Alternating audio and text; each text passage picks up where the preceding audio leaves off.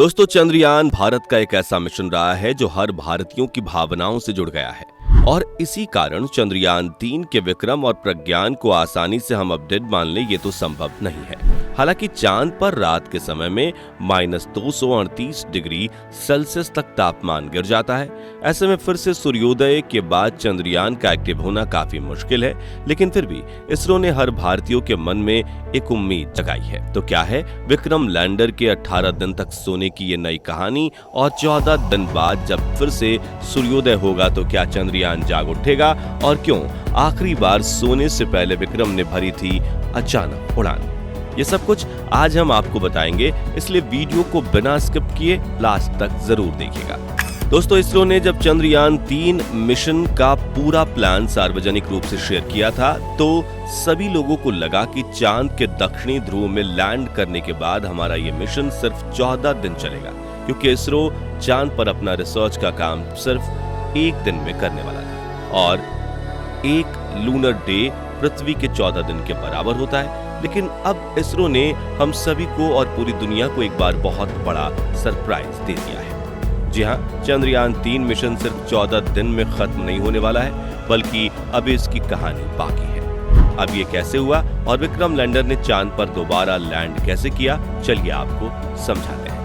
दरअसल 23 अगस्त के दिन विक्रम लैंडर को चांद के दक्षिणी ध्रुव में जिस शिव शक्ति पॉइंट पर उतारा गया था, वहां उसका रिसर्च का काम 12 दिन में पूरा हो गया था। ऐसे में इसरो वैज्ञानिकों ने इसके साथ एक एक्सपेरिमेंट करने का सोचा। अब ये एक्सपेरिमेंट करना पहले से ही इसरो का प्लान था या इसको बाद में प्लान का हिस्सा बनाया गया, इस पर कुछ भी कहना जरा मुश्किल है। तो प्लान ये था कि विक्रम लैंडर के इंजन चालू करके इसको हवा में उड़ाए जाएं और एक नई जगह पर लैंड कराकर वहां रिसर्च का काम किया जाए। सोचने में भले ही सिंपल लग रहा है, लेकिन 3,84,400 किलोमीटर दूर पृथ्वी से बैठकर इस एक्सपेरिमेंट को अंजाम देना आसान नहीं था। पर क्योंकि इस मिशन के सभी उद्देश्य पहले ही पूरे हो चुके थे, इसलिए इसरो को कुछ खोने का डर नहीं था। अगर ये एक्सपेरिमेंट काम नहीं भी करता तब भी हमारा चंद्रयान 3 मिशन कामयाब ही माना जाता, क्योंकि ये एक्सपेरिमेंट मिशन के ओरिजिनल प्लान का हिस्सा नहीं था। खैर, सब कुछ सोच समझकर सारी गणना करके 4 सितंबर 2023 के दिन सुबह के करीब 11 बजे इस एक्सपेरिमेंट को अंजाम दिया गया। इसके लिए वैज्ञानिकों ने एक बटन दबाकर या कहें कि कमांड देकर विक्रम लैंडर के इंजन को चालू किया, जिन्हें आप रेट्रो थ्रस्टर्स भी कह सकते हैं।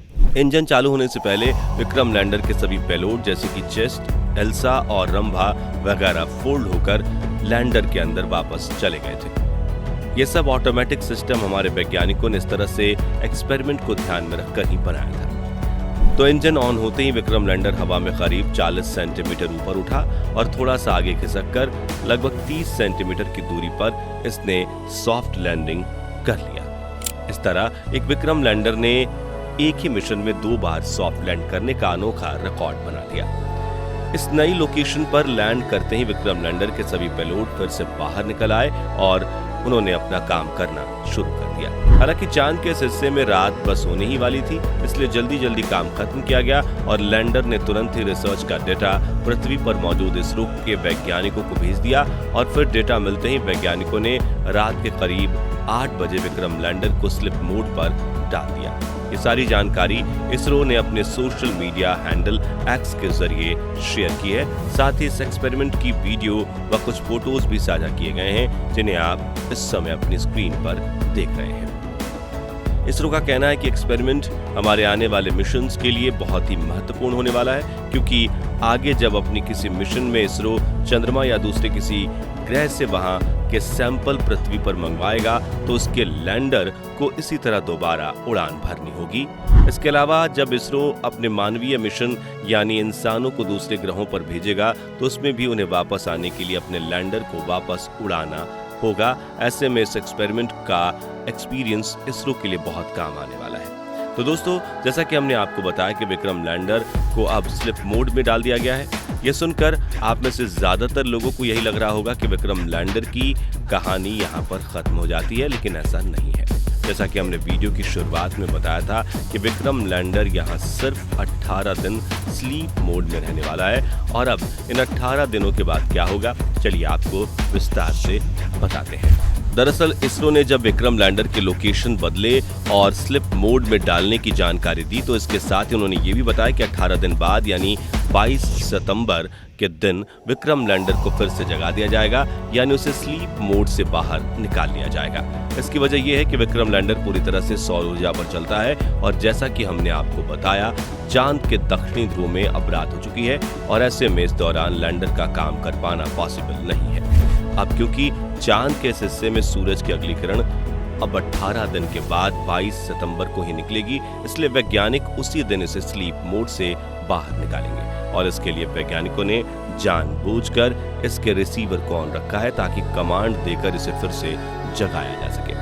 इसका मतलब यह है कि चंद्रयान 3 मिशन अभी बहुत लंबा चलने वाला है, क्योंकि 22 सितंबर को विक्रम लैंडर एक नई लोकेशन पर अपने रिसर्च का वही काम फिर से शुरू कर देगा जो उसने 23 अगस्त से 4 सितंबर के बीच किया था। अभी की बात करें तो अपना विक्रम लैंडर एक बिल्कुल नई लोकेशन पर स्लिप मोड में आराम से अगले दिन के निकलने का इंतजार कर रहा है।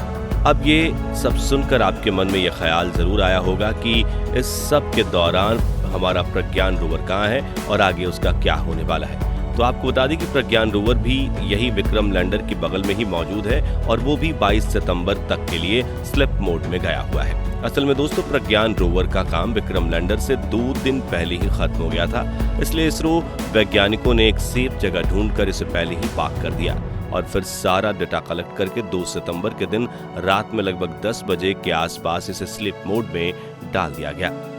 विक्रम लैंडर की तरह प्रज्ञान रोवर को भी स्लिप मोड में डालने से पहले इसके सभी साइंटिफिक इंस्ट्रूमेंट, एपी एक्सिस और लिब्स, ये सब कुछ चेक करने के बाद इसे भी 22 सितंबर तक के लिए स्लिप मोड में डाल दिया गया, क्योंकि लैंडर की तरह ये भी सौर ऊर्जा पर ही चलता है।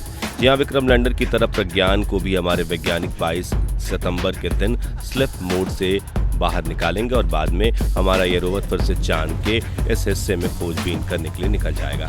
आपको बता दें कि लैंडर की तरह प्रज्ञान रोवर के रिसीवर को भी वैज्ञानिकों ने ऑन रखा है। साथ ही इसरो ने ये जानकारी भी दी है कि स्लिप मोड में जाने से पहले रोवर की बैटरी पूरी तरह से चार्ज कर दी गई है ताकि 22 सितंबर को स्लिप मोड से बाहर आने की कमांड मिलने तक रिसीवर ऑन ही रहे। दोस्तों, हमारे वैज्ञानिकों ने हर एक चीज को पूरी तरह सोच समझकर प्लान किया है और हम पूरी उम्मीद कर रहे हैं कि जिस तरह अपने पहले असाइनमेंट में रोवर और लैंडर ने चांद पर sulphur, manganese, aluminium, silicon, calcium, iron, chromium और टाइटेनियम जैसे तत्वों व ऑक्सीजन की खोज की है, वैसे ही 22 सितंबर को अपने मिशन के दूसरे असाइनमेंट में भी चांद से जुड़े नए खुलासे ये करेंगे।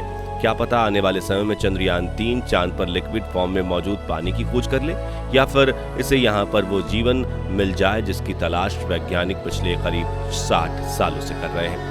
वैसे दोस्तों, आपको क्या लगता है, चंद्रयान 22 सितंबर को फिर से जाग उठेगा या नहीं? कमेंट सेक्शन में अपना जवाब जरूर शेयर करें। बाकी हमारी आज की वीडियो में बस इतना ही।